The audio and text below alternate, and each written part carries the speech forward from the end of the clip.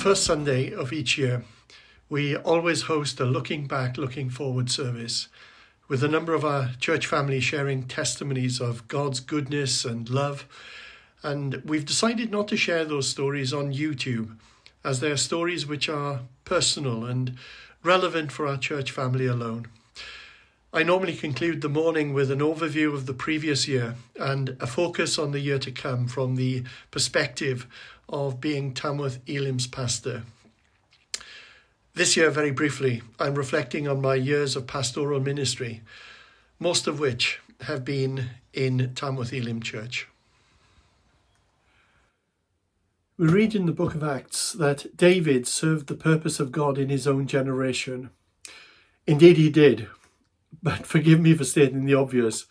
That was the only generation in which he could have served God. Bit of a no-brainer there, don't you think? He served the purpose of God in his own generation. The challenge remains for us all to serve God's purpose in our own generation, for this is our day. This is our time. Some 40 years ago, I spoke to my then pastor, a man named Dennis Phillips, to inform him that I felt called to go to theological college in preparation for Christian ministry. I remember his response well. He said to me, "If there's anything else you can do with your life, then do it." I thought to myself, what a strange response. I thought my pastor, of all people, would have been pleased at my obedience in doing what I felt God called me to do. However, 4 decades on, I can now see the wisdom of his words.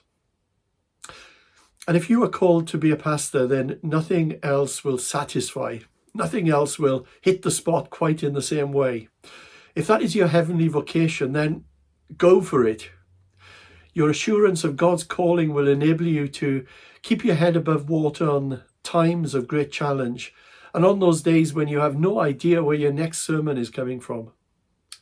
And on those days, those barren days, when you might even question whether God exists and whether you are wasting your life in pursuit of some worthless and obsolete philosophy.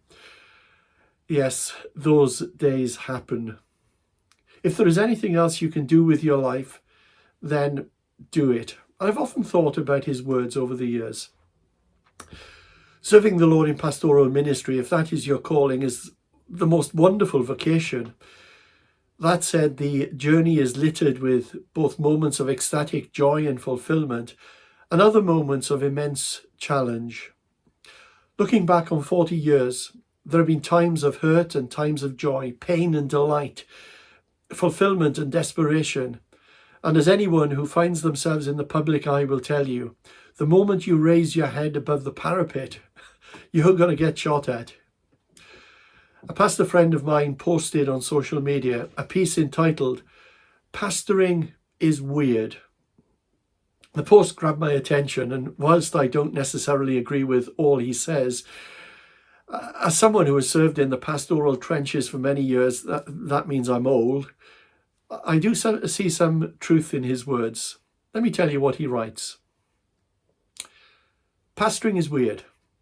I've poured my heart and soul into people who now act like I don't exist. I've done hours of counselling and deliverance with people who later cancelled me. I've publicly honoured people who chose to slander me and act like I was a villain. And there are people I rarely have conversations with that honour and respect me to the highest degree. Some leaders have washed my feet, while others have thrown dirt on my name. Pastoring is weird. I'm too much for some, yet too little for others. The same preaching that convicts one person angers another. The same sermon that was boring to one was massively impactful to another. I've been praised for being so loving and gracious, yet slandered for being too loving and gracious in certain situations. Pastoring is weird. People are always asking us for our personal time and resources when they want you to support what interests them. Yet, when we set healthy boundaries to care for our mental health and our families, we are often considered as indifferent, or worse still, uncommitted. Pastoring is weird.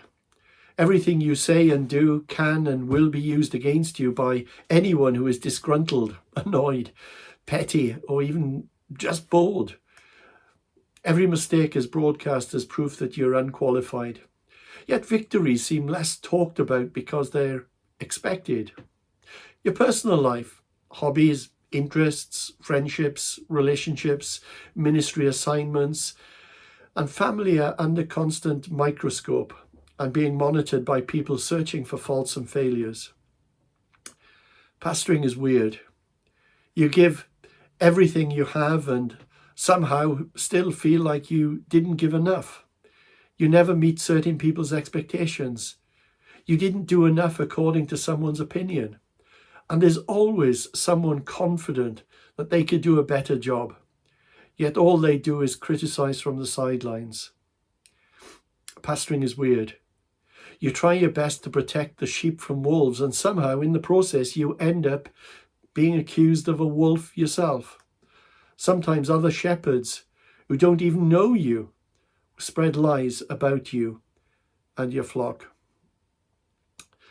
Well, as I was thinking about this, more personally, over the years, I've heard comments about myself such as, Steve doesn't believe the Bible. He doesn't believe in the Old Testament, you know. He doesn't preach about Jesus. He doesn't declare the gospel, and many other such statements. And such comments often come from those outside the church family who have not sat regularly under my teaching ministry.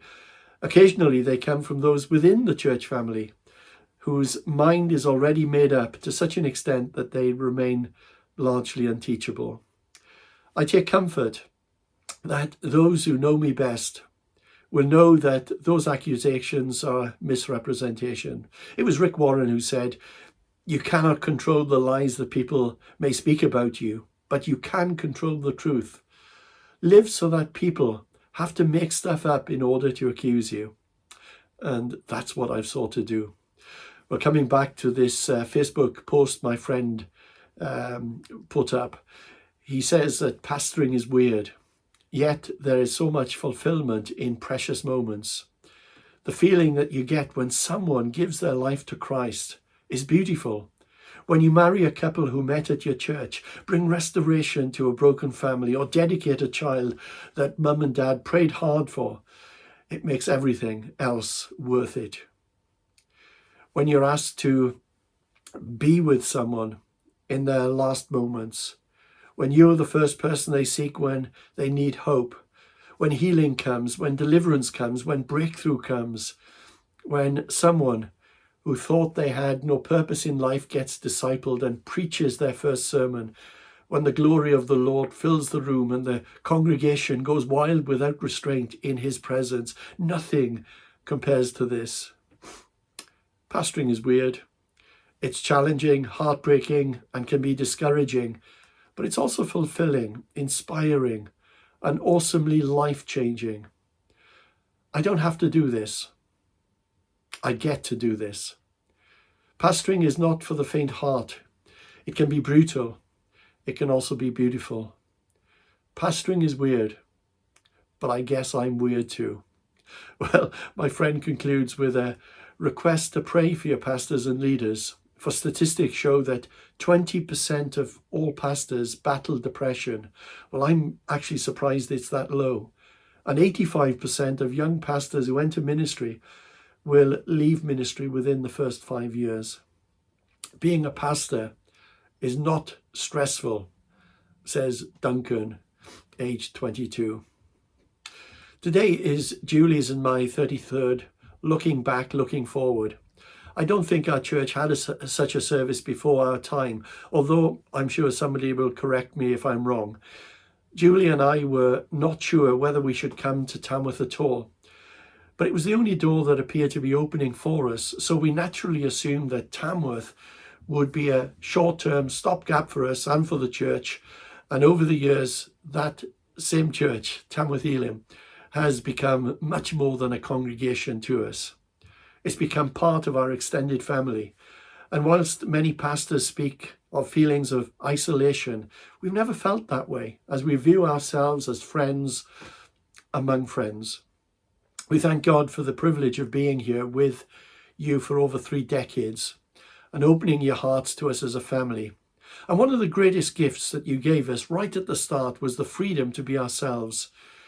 We didn't need to put on some religious show or pretense. We wouldn't have done that anyway. You allowed us to be real, warts and all, not fulfill some role where we needed to play act or where sinless perfection was the pass mark. This year, 2025, is a colossal year for us. Most pastorates are relatively short-lived. For example, our friends, just a couple of 100 yards down the road from us, St. George's Church, have had 4 vicars, Charles, David, Jim and Gary, during my time. And the church is presently interregnum and are waiting for vicar number 5 to be appointed. And I pray that he or she will be as fruitful as the other 4. Most churches are well experienced in saying farewell to the old guy and appointing a new leader.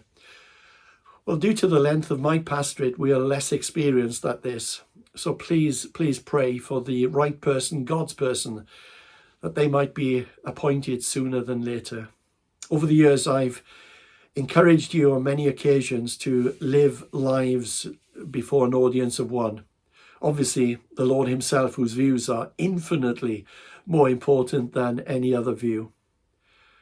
I've not only preached that, but I've tried my best to live by that principle, though I admit not always succeeding. I'm sure you will agree with me that it's always encouraging to receive acclaim and commendation from one's peers, and equally discouraging and dispiriting when people attempt to undermine what you have sought to achieve. Life is a mixture of encouragement and discouragement. And the one way that I help myself during times of discouragement, and there have been many of those, is that I remind myself why I am doing what I'm doing. And more importantly, for whom I am doing it. I am doing it for my audience of one. And that one magnificent truth has enabled me to keep my head above water at times when spiritual strength was sapped and I had nothing left in the tank. Let me conclude. Last year, Julie and I enjoyed a day trip to Rutland Water, the largest reservoir in Great Britain, a beautiful place. And on our walk, we visited a church building from the Norman era. I know what you're thinking, busman's holiday and all that. Well, on the wall of this church entrance was a written prayer that caught my eye. It was named the Covenant Prayer. The words of this prayer touched something deep inside me, and I hope that they might become your words too, as we face this coming year with all of its uncertainties and challenges. I'd like to read this prayer to you now, and after each phrase, please just take a moment to make this your own prayer. The Covenant Prayer. I am no longer my own, but yours. Put me to what you will, rank me with whom you will. Put me to doing, put me to suffering.